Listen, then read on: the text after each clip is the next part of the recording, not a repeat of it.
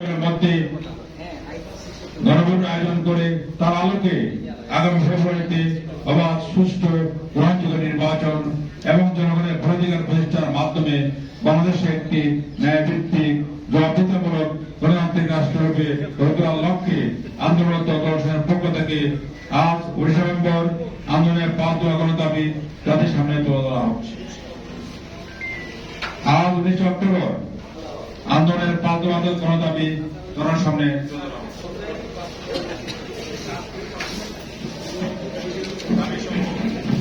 দাবি সমূহ: 1.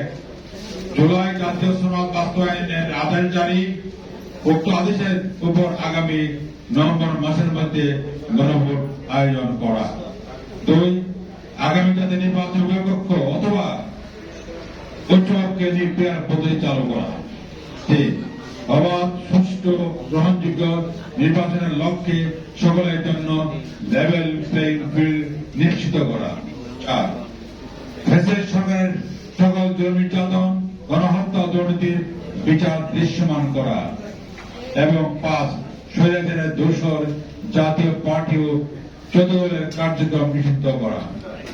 উপরোক্ত দাবিতে আজ 14 সাংবাদিক সম্মেলনে চলমান আন্দোলনের চতুর্থ পর্বের কর্মসূচনা করছি। কর্মসূচি নিম্নরূপ: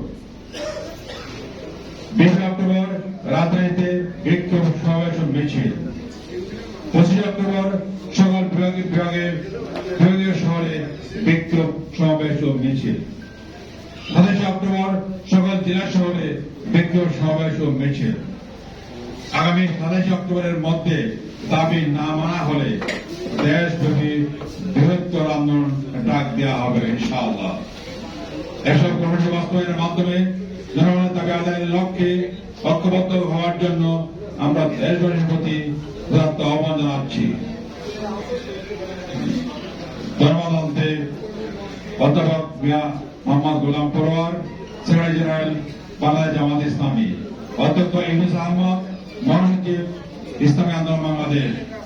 ডক্টর আহমদ আব্দুল কাদের, মহাসচিব খেলাফত মসজিদ। মাওলানা জালালউদ্দিন, মহাসচিব বাংলাদেশ খেলাফত মসজিদ। মাওলানা ইসা মুসাবির ইজহার, মহাসচিব বাংলাদেশ ফেডারেশন পার্টি। মাওলানা মুজিবুর রহমান হামিদি, নায়েবে আমির বাংলাদেশ খেলাফত আন্দোলন। ইঞ্জিনিয়ার রাশেদ প্রধান, সহসভাপতি মুখপাত্র জাগবা। নিজামুল হক নাইম, মহাসচিব বাংলাদেশ ডেভেলপমেন্ট পার্টি। আপনাদের ধন্যবাদ। আসসালামু আলাইকুম।